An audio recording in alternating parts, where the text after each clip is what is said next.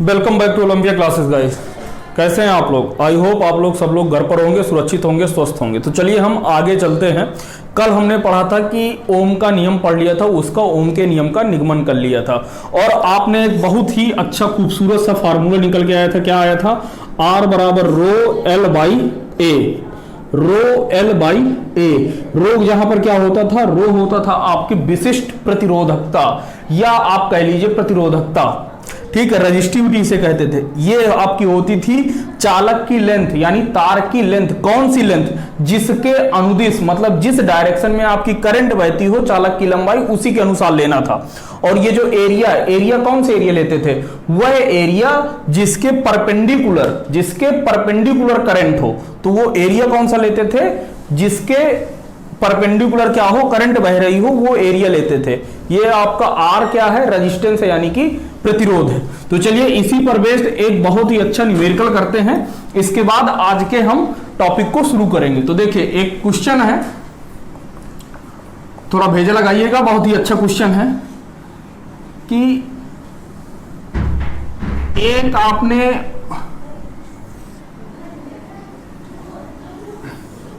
ये दिया हुआ है, ठीक है, ये आप इसकी रेडियस जो बड़ा वाला है इसकी रेडियस कितनी है? b है। ये छोटा वाला है इसकी रेडियस कितनी है? आपकी a है। क्लियर? ये जिस पदार्थ का बना हुआ है उसकी रेजिस्टिविटी यानी कि प्रतिरोधकता कितनी है? रो है। अब आपसे पूछा है आप, और विद्युत धारा की जो दिशा है, वो जो धारा की दिशा ये I ऐसे है, इसकी लंबाई आपको दिया हुआ है L। क्या दिया हुआ है? लंबाई आपको क्या दिया हुआ है? L दिया हुआ है। अब आपसे कह रहा है कि आपको इसका प्रतिरोध ज्ञात करना है। तो लिखिएगा प्रतिरोध ज्ञात कीजिए, ठीक है, ये चीज है। अच्छा तो देखिए आप करते क्या है, आपको पता है कि रो बराबर क्या होता है? R बराबर होता है रो इंटू एल बाई ए। अच्छा तो यहां से देखो तो यार, आप यदि देखो तो जैसे भाई लंबाई भी इसकी क्या हो रही है? बढ़ रही है। लंबाई भी क्या है भाई? लंबाई भी इसकी बढ़ रही है। लंबाई बढ़ने के साथ साथ जैसे जैसे आप ऊपर मतलब आगे आएंगे, इसकी जो क्या है, जो त्रिज्या है, वो उसकी त्रिज्या भी क्या होगी? बढ़ने लगेगी। तो यहां से देखो तो ये ऐसे क्वेश्चन को करने के लिए हम क्या करते हैं कि इसके यहां से x दूरी पर यहां से हमने एक छोटा सा एलिमेंट काट लिया, छोटा सा डिस्क काट लेंगे, छोटी सी डिस्क काट लेंगे, ठीक है। ये छोटी सी डिस्क काट लेंगे जिसकी थिकनेस कितनी है? dx है। जिसकी थिकनेस कितनी है? dx है। तो लिखिएगा एक त्रिज्या वाले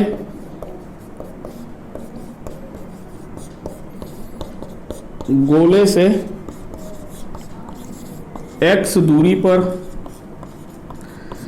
dx लंबाई का एक अनुप्रस्थ काट का क्षेत्रफल ले लिया। अनुप्रस्थ काट का क्षेत्रफल काटा, ठीक है। जब इसको काटा तो ये छोटा सा भाग आया। कैसा? या छोटा सा भाग। तो जब छोटे से भाग के लिए इसका छोटे से भाग का रेजिस्टेंस कितना होगा? तो लिखिएगा इसका प्रतिरोध dr है। इसका प्रतिरोध कितना है? dr।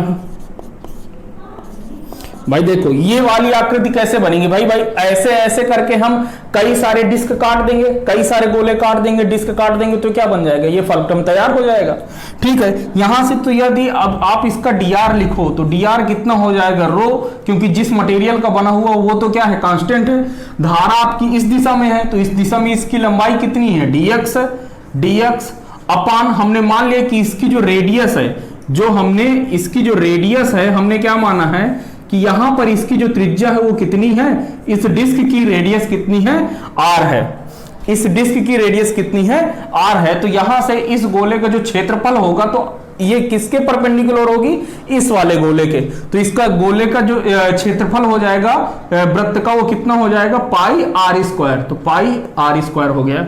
लेकिन अब आप ध्यान से देखना भाई, एक्स भी वेरिएबल है, एक्स भी क्या है? बदल रहा है। ध्यान से देखो, x भी बदल रहा है और r भी क्या है, बदल रहा है ना, x भी बदल रहा है और r भी बदल रहा है। तो भैया यार ऐसा तो है नहीं कि देखो यहाँ पर ये dx में लिखा हुआ है और ये यहाँ पर, तो ऐसे इंटीग्रेशन तो हमने अभी तक किया नहीं है। तो ऐसे इंटीग्रेशन को करने के लिए क्या करेंगे, यहां से ध्यान से देखना, तो ये कितना है, ये a है कि नहीं है, ये a है।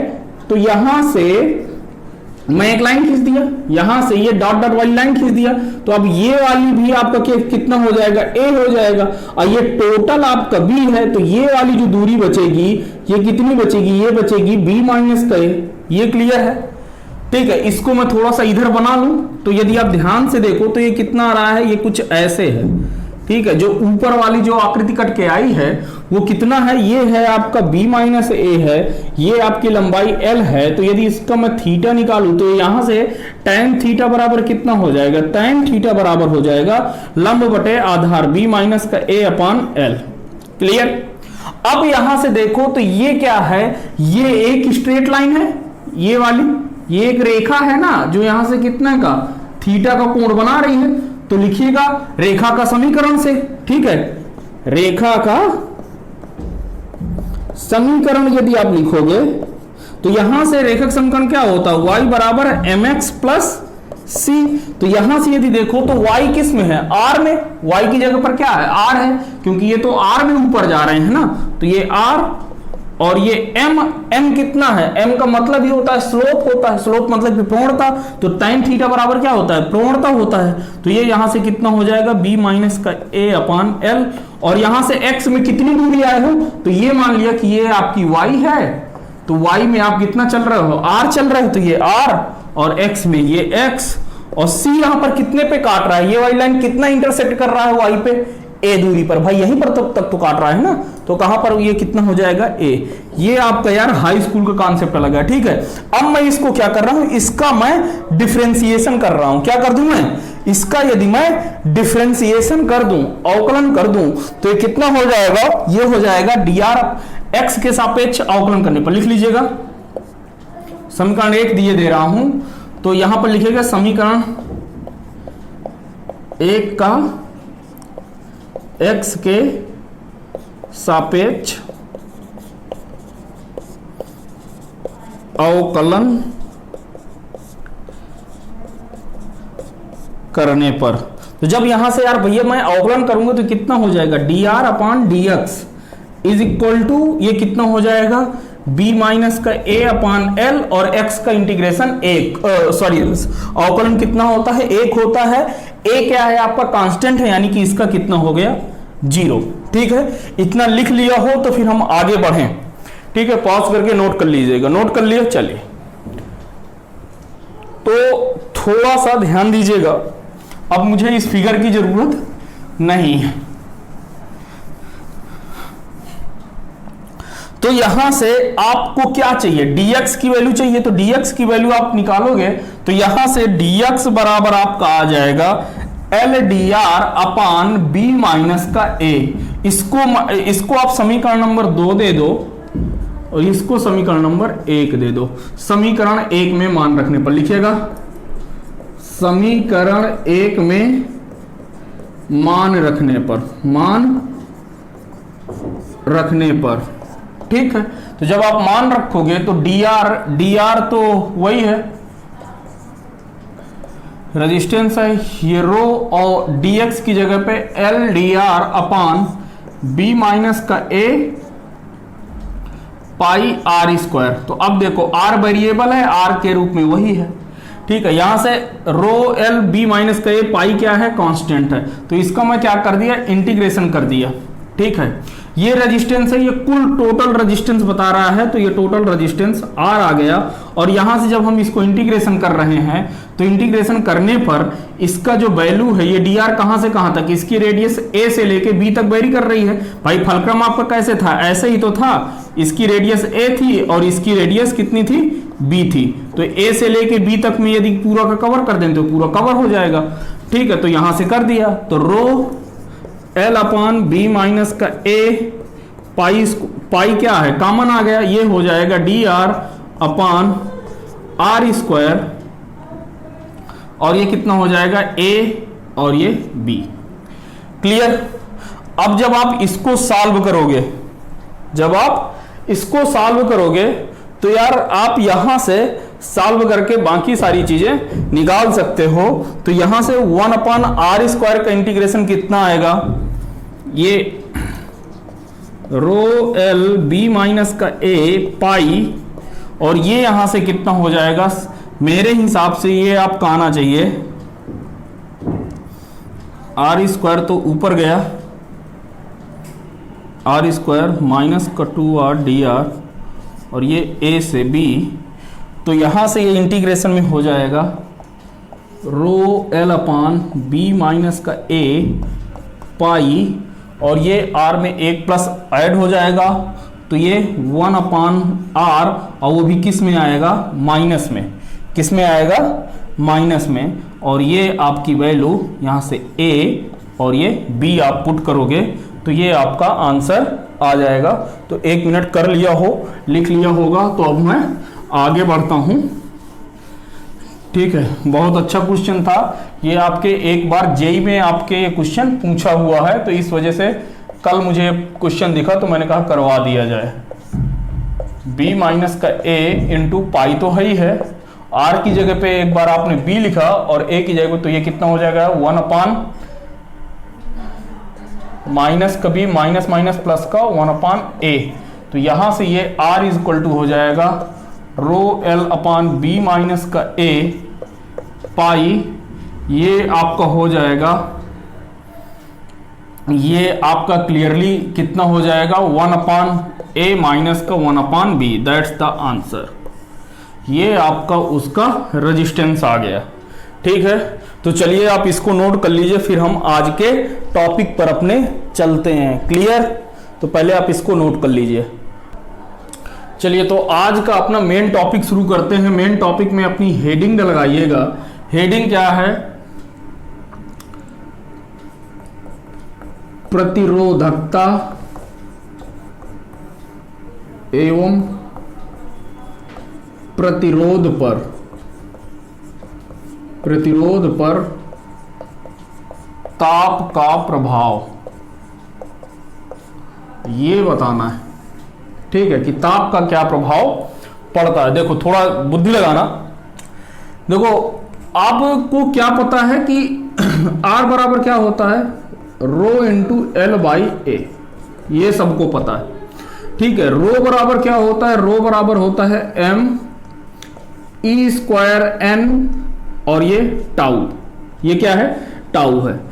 m क्या है, इलेक्ट्रॉन का द्रव्यमान, e क्या है, इलेक्ट्रॉन पर आवेश, n क्या है, एकांक आयतन में इलेक्ट्रॉनों की संख्या, इसी को क्या कहते हैं, इलेक्ट्रॉन घनत्व। क्या कहते हैं, इलेक्ट्रॉन घनत्व। और टाउ क्या है, एवरेज रिलैक्सेशन टाइम। क्या है, एवरेज रिलैक्सेशन टाइम। तो अब आप यहां से देखिएगा क्लियरली कि यदि देखिए आप यदि तापमान बढ़ा रहे हैं, ठीक है, क्या कर रहे हैं, तापमान बढ़ा रहे हैं, तो आपके पास 3 प्रकार के मटेरियल होते हैं। कितने प्रकार के मटेरियल होते हैं, 3 प्रकार के।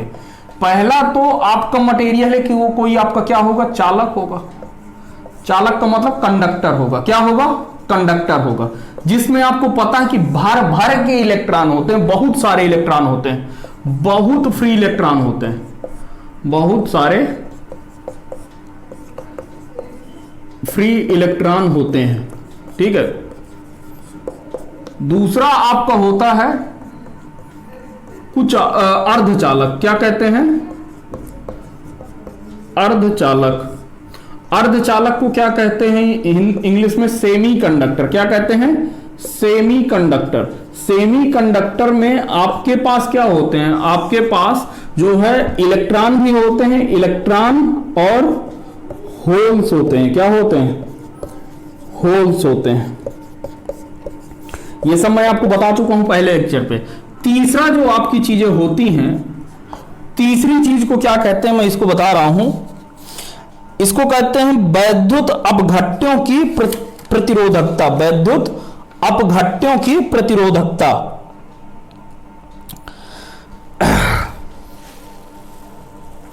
क्या कहते हैं, वैद्युत प्रतिरोधकतों की प्रतिरोधकता। ठीक है, या आप इसको थोड़ा सा ये भी कह सकते हैं, ठीक है।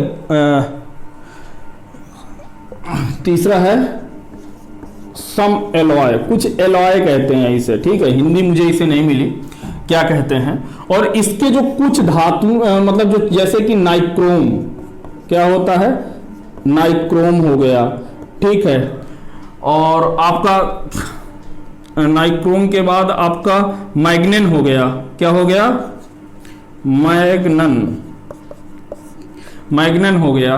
और आपका एक और होता है और क्या होता है आपका कॉन्स्टेंटन,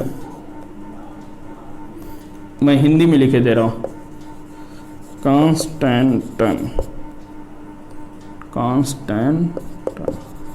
ठीक है। ये यार हिंदी में नहीं पता, ठीक है।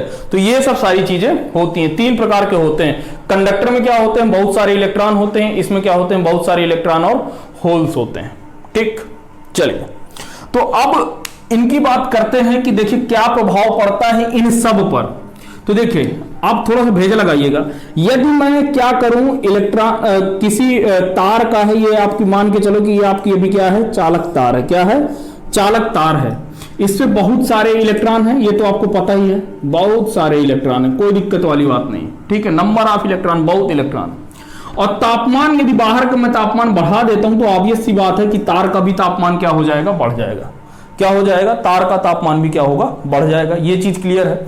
जब तार का तापमान बढ़ जाएगा तो आप थोड़ा सा ध्यान देना, अब इलेक्ट्रॉन बहुत तेजी से मूव करेंगे। क्यों? क्योंकि इलेक्ट्रॉन के पास क्या आ जाएगी, थर्मल एनर्जी आ जाएगी। थर्मल एनर्जी आ जाएगी तो उनकी काइनेटिक एनर्जी क्या हो जाएगी, बढ़ जाएगी। जब काइनेटिक एनर्जी बढ़ जाएगी तो यानी कि उसका रिलैक्सेशन टाइम क्या हो जाएगा, कम।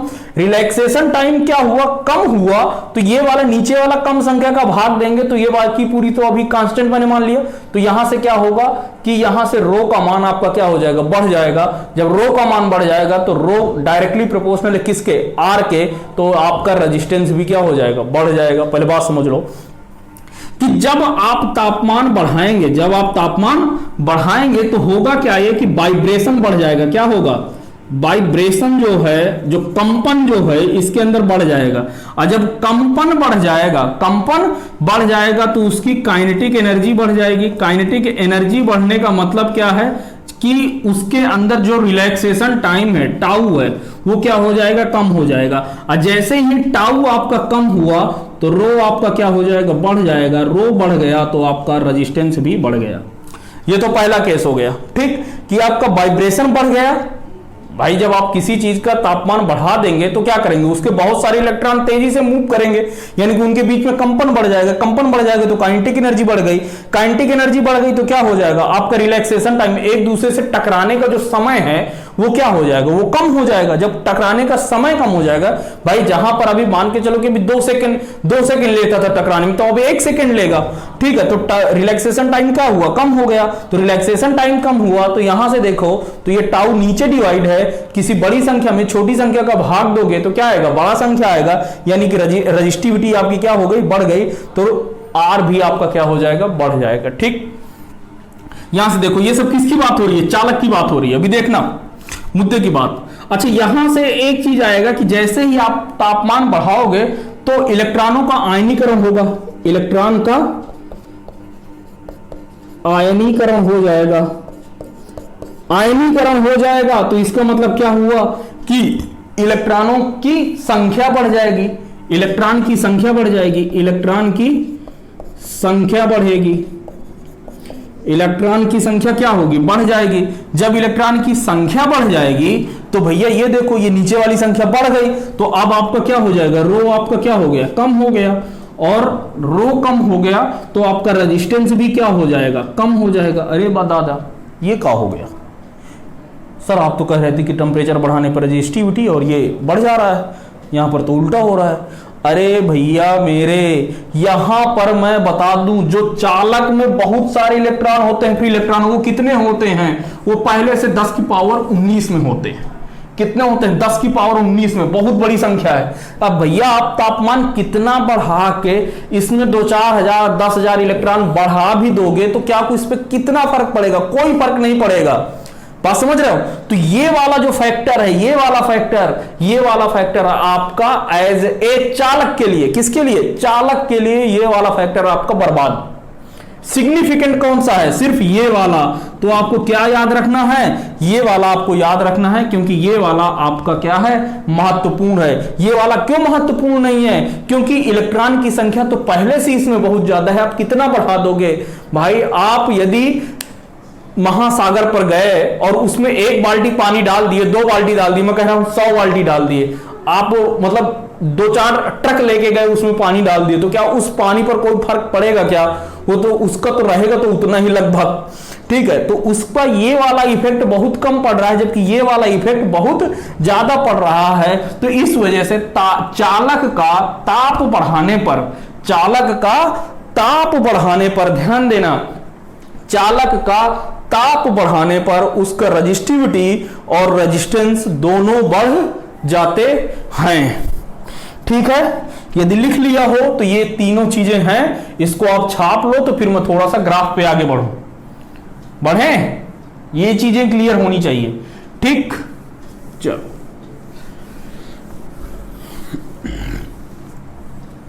देखो यहां पर लिखिएगा,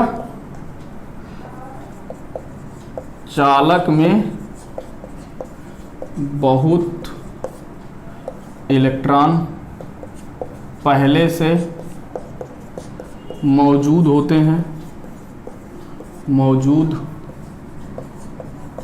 हैं, अतः इस पर इनका प्रभाव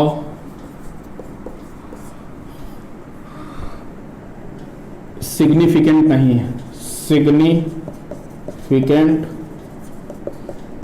है, अतः चालक का ताप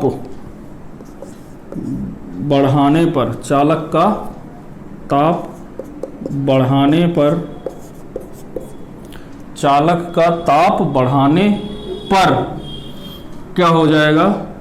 प्रतिरोधकता तथा प्रतिरोध बढ़ेंगे, प्रतिरोधकता तथा प्रतिरोध बढ़ेंगे। ये चीज ध्यान देना।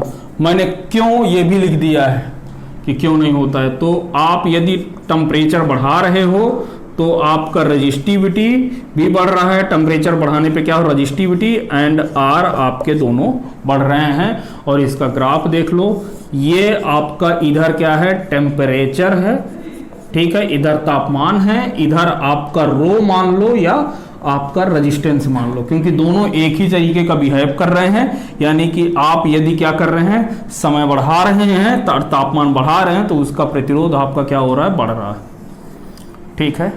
तो ये कुछ ऐसे ग्राफ बनेगा, ठीक है।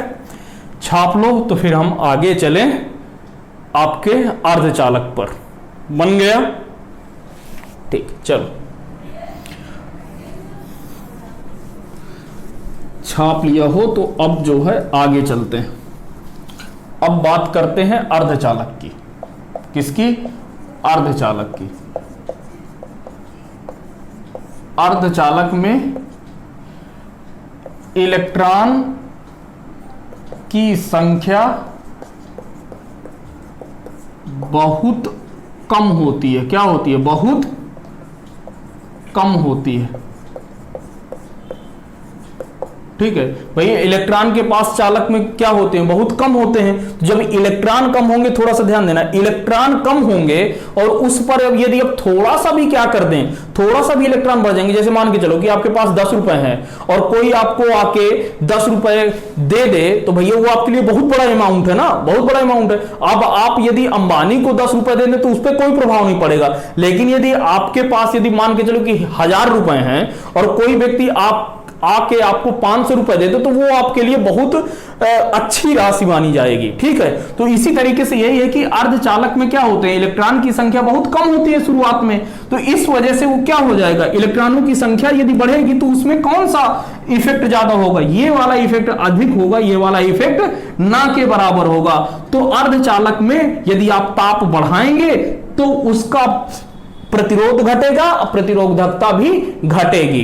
ठीक है, अतः यहां पर यदि इनका ताप बढ़ाया जाए तो अर्धचालकों का प्रतिरोध तथा प्रतिरोधकता घटेगी, प्रतिरोधकता घटेगी। ग्राफ देख लो, यानी कि ये टेम्परेचर बढ़ा दिया तो अर्धचालक के लिए क्या हो रहा है, उसकी रजिस्टिविटी घट जाएगी और आर भी आपका क्या हो जाएगा, घट जाएगा। ग्राफ देखो तो ये रहा। ठीक है, ये आपका रो मान लो या रेजिस्टेंस मान लो, क्योंकि दोनों के साथ तो एक ही केस हो रहा है। ये इधर आपका टेम्परेचर है, आप टेम्परेचर बढ़ा रहे हो, टेम्परेचर क्या कर रहे हो, बढ़ा रहे हो, तो आपका रेजिस्टेंस क्या हो रहा है, घट रहा है, यानी कि आपका ग्राफ कुछ ऐसे बनेगा। ठीक है, आपका ग्राफ कुछ ऐसे बनेगा। ठीक, क्लियर है। चलिए, तो इसको भी छाप लीजिए। तो अब हम चलते हैं जो हमारा तीसरे जो पदार्थ थे, नाइक्रोम वगैरह, कांस्टेंटेंट वगैरह, तो इनके बारे में अब हम थोड़ा सा देख लेते हैं। ठीक है, तो पहले आप इनको नोट कर लीजिए ढंग से। ठीक है, कोई दिक्कत हो तो बताइए।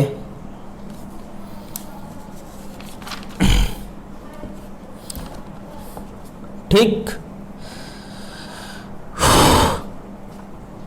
तो जैसे कि यदि कोई मिश्र धातु होता है, क्या होता है, मिश्र धातु।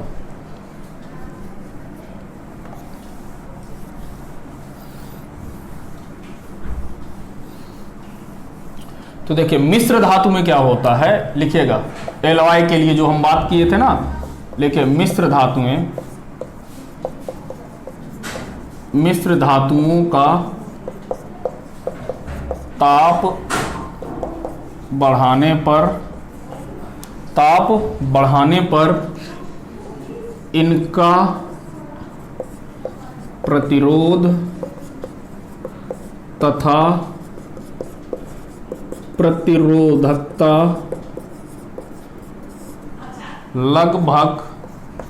लगभग नियत रहती है। अब भैया नियत क्यों रहेगी, क्योंकि देखो मिश्र धातुएं हैं तो उसमें इलेक्ट्रॉनों की संख्या भी, मतलब इलेक्ट्रॉन भी नहीं रहते हैं, तो उसमें इलेक्ट्रॉन की संख्या बढ़ेगी तो वो इफेक्ट डालेगा। लेकिन उसके साथ साथ जो थोड़े बहुत जो इलेक्ट्रॉन होते हैं, ऐसा नहीं है कि मतलब बहुत सारे बढ़ जाते हैं, उसमें 10 इलेक्ट्रॉन होते हैं तो 10 बढ़ गए, लेकिन उसी तरीके से उनकी काइनेटिक एनर्जी भी तो बढ़ जा रही है ना। तो ये दोनों इफेक्ट उस पर इफेक्ट का प्रभाव डालते हैं। तो इस वजह जितना ये बढ़ेगा उतना ये वाला क्या होगा, घटेगा। जितना ये वाला इफेक्ट बढ़ेगा उतना ये वाला इफेक्ट क्या होगा, घटेगा। ठीक है, तो दोनों एक तरीके से करेंगे। तो इस वजह से इनका टेम्परेचर यदि बढ़ा देते हैं तो इनका जो रेजिस्टेंस वगैरह है, तापमान बढ़ाने पर रो या आर रेजिस्टेंस क्या रहते हैं, कांस्टेंट रहते हैं, कांस्टेंट। और वो भी मतलब अप्रोक्सीमेटली कांस्टेंट रहते हैं, लगभग। ठीक है, और इसका यदि आप ग्राफ बनाओ तो ये कुछ ऐसे बनता है कि चलो ठीक है, थोड़ा बहुत तो रहेगा ही रहेगा, क्योंकि तो कुछ तो है। लेकिन इसका इधर से रो या रेजिस्टेंस, ये आप तापमान बढ़ा रहे हो तो इसका ग्राफ कुछ लगभग ऐसे होता है। ठीक है, थोड़ा सा कुछ ऐसे ग्राफ बनता है, थोड़ा सा उठा लो भाई, बिल्कुल थोड़ा सा। ठीक है, मतलब ऐसे होता है कि मतलब बहुत थोड़ा सा बढ़ता है, लेकिन मतलब ज्यादा इफेक्ट नहीं पड़ता है, अप्रोक्सीमेटली। इसीलिए लिखा हुआ है कि अप्रोक्सीमेटली, थोड़ा सा घट भी सकता है, बढ़ भी सकता है। ठीक है, तो ये सारी चीजें आपने देख लिया। ठीक है, तो अब हम इसके बाद देखेंगे thermal coefficient, effect of thermal coefficient पर कितना प्रभाव पड़ता है। तो पहले आप इनको छापो ढंग से। अब आप हेडिंग डालिए प्रतिरोध ताप गुणांक। क्या हेडिंग डालना है? प्रतिरोध ताप गुणांक। ध्यान से समझना, इसको इंग्लिश में क्या कहते हैं? Thermal coefficient of resistance, coefficient of resistance. ठीक है, इसको हम डिनोट करते हैं अल्फा से। किससे डिनोट करते हैं? अल्फा से। चलो देखें क्या करते हैं। जैसे बात समझ कि आपके पास कोई चालक तार है, ये आपके पास क्या है? कोई चालक तार है। इसकी रजिस्टिविटी उसने रो दे दिया है, इसकी लेंथ एल दे दिया है, और बोला है कि इसका जो किसी टेम्परेचर पे, इनिशियल टेम्परेचर पे एट टी नॉट पे इसका जो रेजिस्टेंस है वो कितना है? रेजिस्टेंस मैं कह रहा हूं और नॉट है। कितना है? और नॉट है शुरुआत में। अब कह रहा है कि इसका तापमान, अब ये चालक तार है फिर से, ठीक है, इसका अब तापमान कह रहा है कि हमने बढ़ा दिया कितना? टी फाइनल पे रेजिस्टेंस भी आपका कितना हो जा रहा है? आर फाइनल हो जा रहा है। रेजिस्टिविटी तो अभी भी आपकी रो ही रहेगी और लेंथ भी आपकी एल ही दिया हुआ है, कोई दिक्कत वाली बात नहीं है। उसने बोल दिया कि ये क्या है? एल है। तो देखो यदि ध्यान से देखो तो क्या हो रहा है कि आपने तापमान में कुछ चेंज किया। कितना चेंज किया? टी नॉट प्लस का डी आर डी टी। हमने मान लिया कि जो शुरुआत में जो टेम्परेचर था वो लास्ट में टी फाइनल बराबर कुछ इतना है कि शुरुआत के तापमान में कुछ आपने तापमान बढ़ा दिया। अब थोड़ा ध्यान से देखिएगा, रेजिस्टेंस जो है आपका आर नॉट जो है, जो फाइनल हो रहा है, जो आर फाइनल हो रहा है, अब उस रेजिस्टेंस में क्या हो रहा है कि शुरुआत के रेजिस्टेंस में क्यों आप बढ़ा रहे हैं? क्योंकि आपको पता है कि ये कैसी है? चालक तार है, कंडक्टर है ना, ये चालक है भैया। कैसा है? चालक है, ठीक है ना। तो चालक का तापमान बढ़ाने पर क्या होता है? उसका प्रतिरोध बढ़ता है। तो मान लिया कि कितना बढ़ रहा है? डी आर बढ़ रहा है, कोई दिक्कत वाली बात नहीं है। तो मुद्दे की बात यह है कि देखो आपको पता है कि जो रेजिस्टेंस होता है वो किसके डायरेक्टली प्रोपोर्शनल होता है?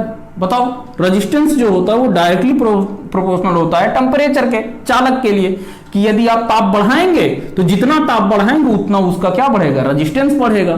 तो भैया यहां से d r directly proportional to किसके हो गया? dt के।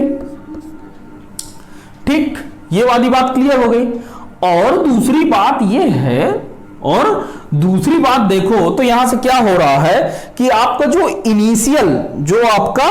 इनिशियल रेजिस्टेंस है वो उतना ही तो होगा, जितना ज्यादा आपका शुरुआत में रेजिस्टेंस होगा उतना ही तो आपका रेजिस्टेंस बढ़ेगा। तो ये चीजें हो गई।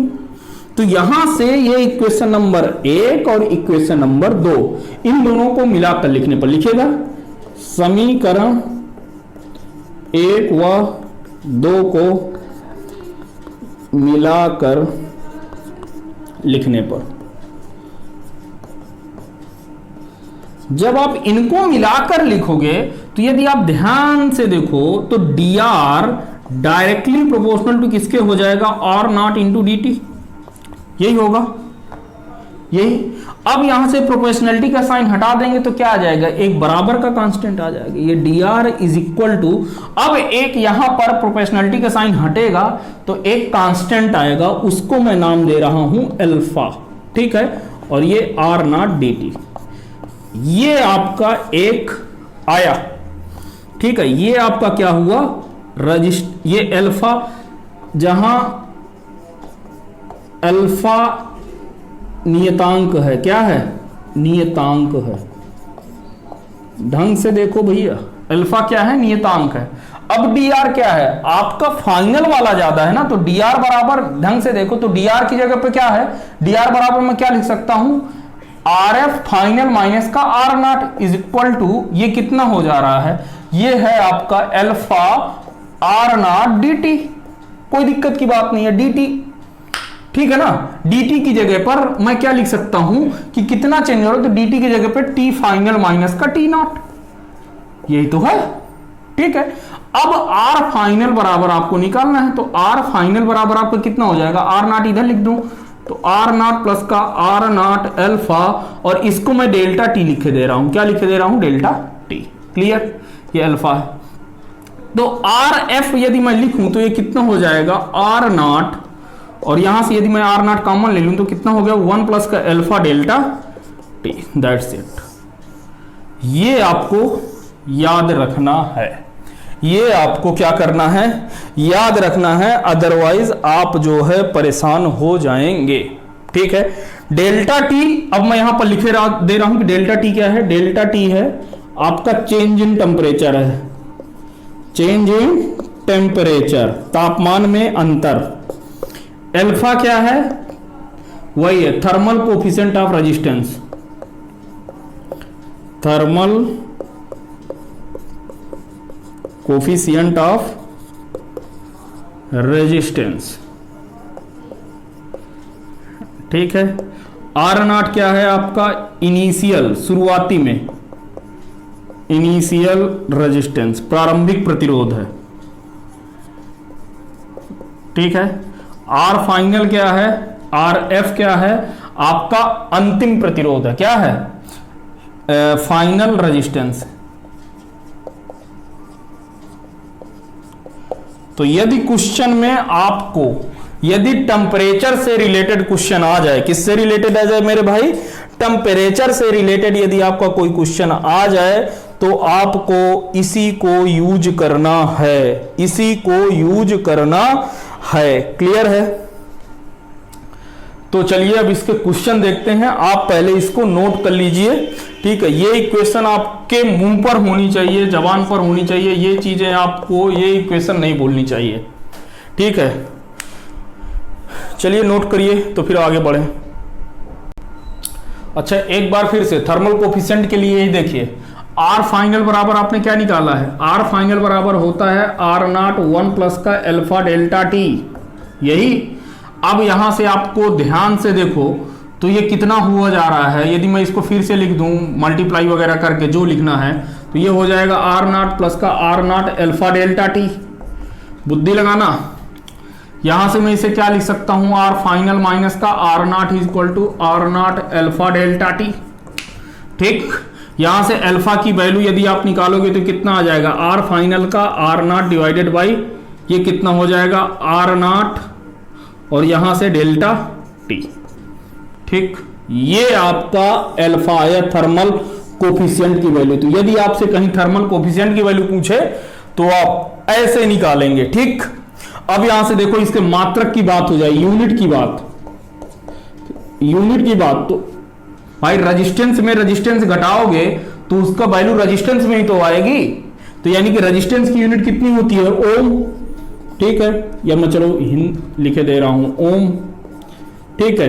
और ये आर नॉट क्या है, ये भी तो रेजिस्टेंस है, तो ये क्या हो गया ओम, और ये डेल्टा टी क्या है, चेंज इन टेम्परेचर, तो ये आपका किस में होगा, डिग्री सेल्सियस में। ध्यान देना मेरे भाई, इसको हमेशा किस में लिखना है, इसको हमेशा जो है डेल्टा टी को हम लोग हमेशा किस में लिखेंगे, डिग्री सेल्सियस पे।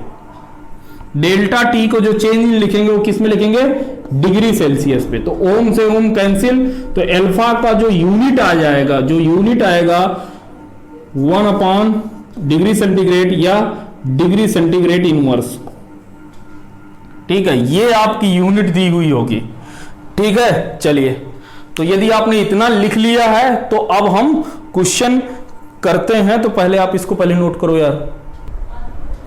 चलिए देखिए, क्वेश्चन एक दिया हुआ है आपको, क्वेश्चन पढ़ो। क्वेश्चन क्या दिया हुआ बोर्ड पे कि यदि किसी चालक तार का प्रतिरोध 80 डिग्री सेंटीग्रेड के ताप पर आपका कितना है, 100 ओम है। 80 डिग्री सेंटीग्रेड पर कितना है आपका ताप, 100 ओम है, ठीक है।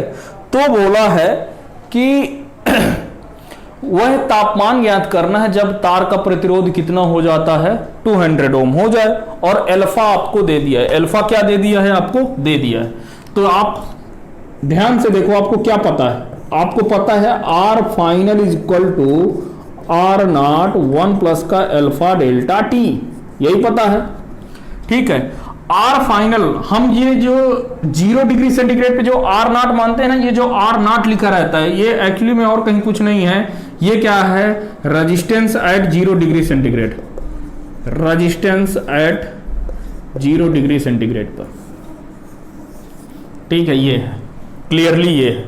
तो आपको क्या दिया हुआ है मेरे भाई? आपको तो ये सब सारी चीजें दी हुई है ना।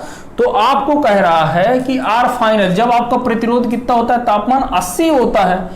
जब आपका तापमान कितना होता है? 80। तो भैया 80 में से 0 में से 80 में से 0 जाएगा, फाइनल में से इनिशियल वाला, तो कितना हो जाएगा? 80 ही तो बचेगा। तो यहां से आर फाइनल कितना दिया हुआ है इसके लिए, यहां पर मैं इसको R80 लिख रहा हूं ताकि आपको कंफ्यूज ना हो।